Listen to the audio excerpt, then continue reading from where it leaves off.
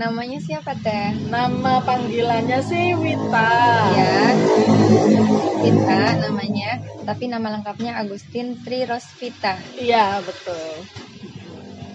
Alamatnya di mana ini Teh? Ini di Beberan, Palimanan. Beberan Palimanan. Kalau boleh tahu, udah menikah apa belum? Ya, Sudah. sudah menikah. Sudah menikah. Ya. Udah punya anak? Sudah 1. Menikah. Laki-laki perempuan? Perempuan. Perempuan. Iya. Punten juga mau nanya lagi pendidikan terakhirnya kalau Pendidikan terakhirnya sih D1.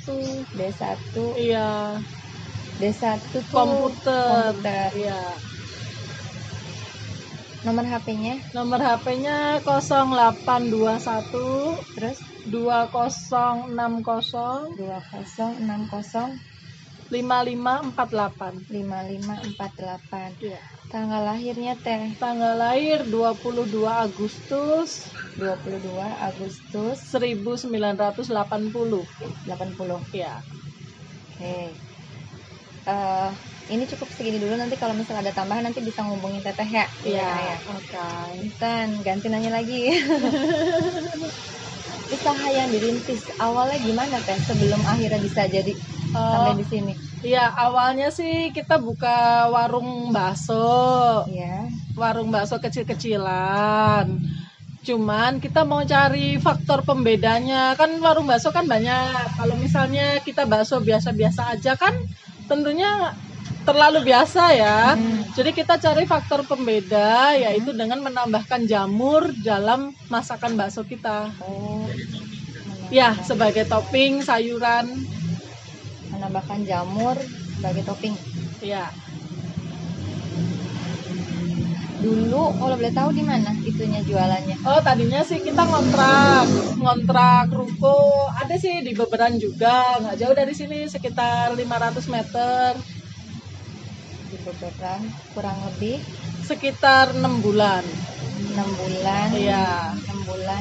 Ya. Terus kenapa pindah Teh? Karena lahan parkirnya kan nggak ada. Saya kan rukonya terlalu kecil sehingga mobil nggak bisa masuk. Motor parkiran paling banter 3. Berarti kalau dengan motor saya sendiri jadi cuman tinggal 2. Sehingga kita memutuskan untuk udah di rumah aja bukanya, selain hemat, nggak bayar uang kontrakan, kita juga parkiran luas untuk mobil ini rumah bisa. Pribadi. Iya. Berarti abis dari warung buka kecil-kecilan ini langsung pindah langsung ke rumah. Apa sebelumnya ada lagi? Enggak, pindah ke rumah itu karena kebetulan habis kontrak 6 bulan. Pas mau perpanjang sewa saya pikir pulang aja di rumah biar nggak usah ngontrak lagi, nggak keluar biaya lagi gitu. Terus bisa ada lahan parkir gitu. Ya, minimalisir biaya kontrak ya. Iya. Plus lahan parkir. Ada lagi nggak? Misalnya dirintis ini ya. Dari tahun berapa? Oh iya. Kita pertama itu 2011 akhir ya. 2011 akhir sekitar Oktober. Udah 10 tahun sekarang masih ya. Oh, berarti yang ini yang 6 bulan itu dari mulai Oktobernya? Iya, dari Oktober. Selebihnya di sini semua. Selebihnya di sini. Ya. Apa lagi? Usaha yang dirintis. Ganti aja kayak. Kita ke boleh deh. Boleh. Menunya ada apa aja Teh?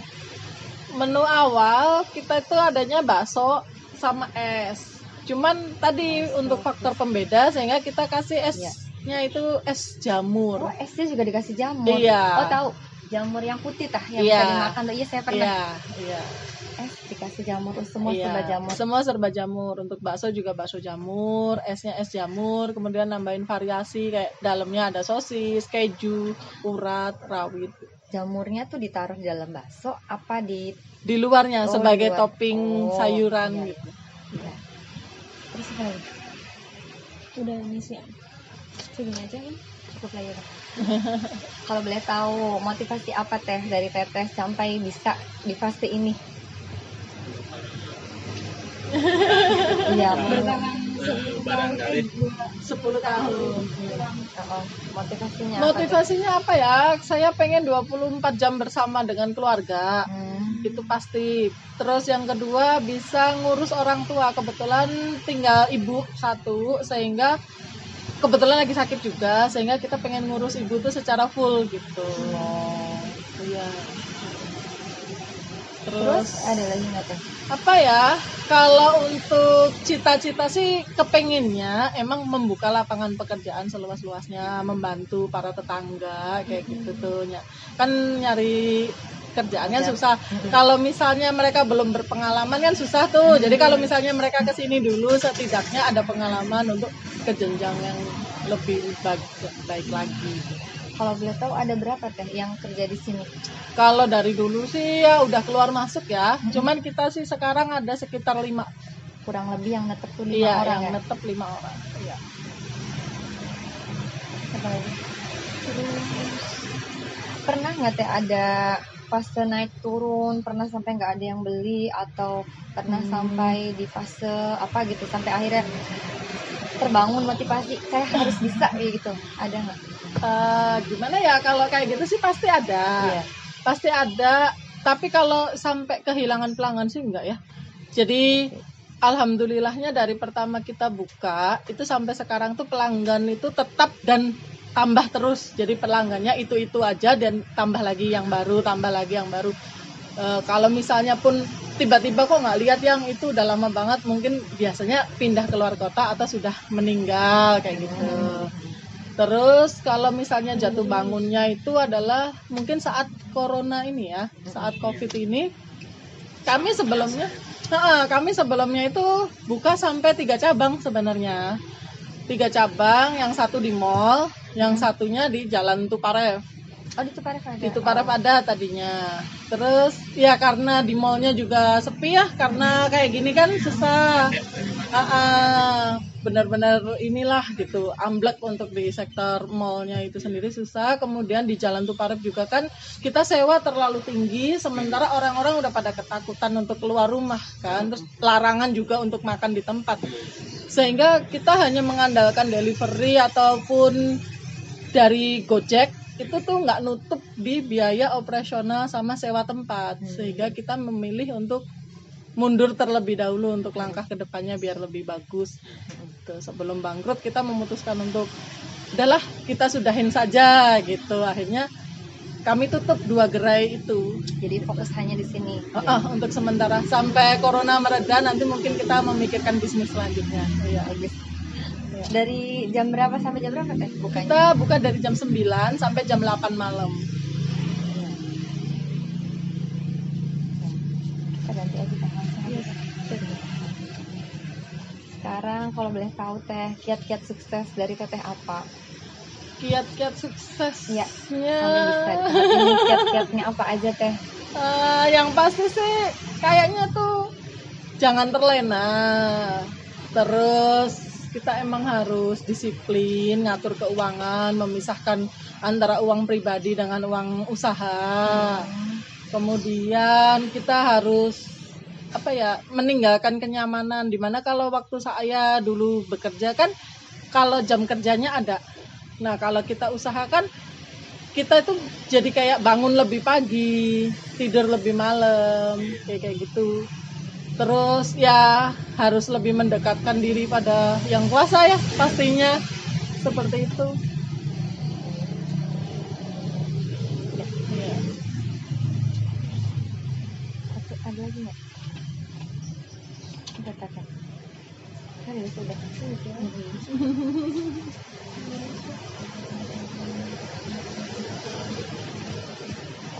Gimana caranya bisa tahan 10 tahun tuh, saling motivasinya gimana Bu?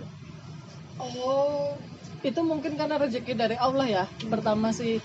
Jadi alhamdulillah karena kita tidak mengalami kehilangan pelanggan tadi, jadi pelanggan terus-terusan ada, sehingga usaha ini jadinya muter gitu. Yang kedua, saya mencoba berinovasi. Dari yang semula kita jualannya bakso dan es, saya mencoba untuk lebih modern lah. Jadi jualan kayak masakan Itali, masakan steak, kemudian sekarang merambah ke Korean food. Walau nggak lengkap ya, maksudnya tapi setidaknya ikon-ikonnya aja gitu. Kemudian saya juga ngerambah ke catering nasi box ataupun prasmanan seperti itu menambah omset sehingga ada perputaran di situ. Seandainya pun warung rame, kita bisa muter, tapi kalau warung sepi kita bisa dapat omset dari yang lain yang kayak catering tadi gitu. Kita juga kayak nyiapin delivery order, terus kayak mengistimewakan pelanggan juga, kayak misalnya pelanggan pengen bikin ulang tahun, acara ulang tahun di sini ya kita siapin kayak keinginan dia, misalnya bisa nggak bawa kue atau ada yang tepuk tangan atau ada yang fotoin gitu ya, kita kasih fasilitas kayak gitu. Untuk kayak GrabFood, GoFood Masuk, gitu iya. masuk. Oh. GrabFood ada, GoFood ada, kita masuk ke situ juga. Kita online juga. Iya, memanfaatkan media juga. Di Instagram ataupun Facebooknya ada Instagram, Facebook ya, sama WA.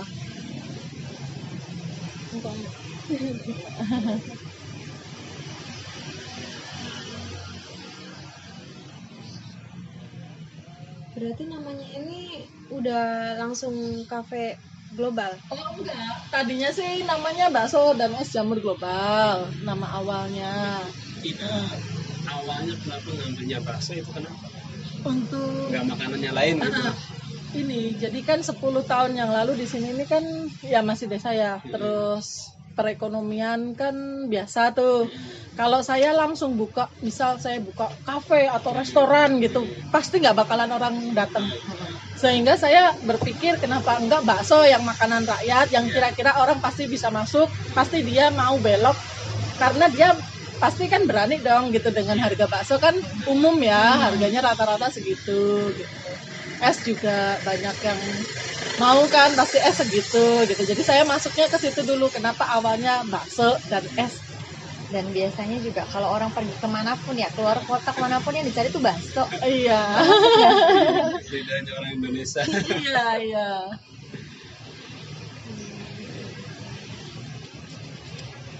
Apa lagi?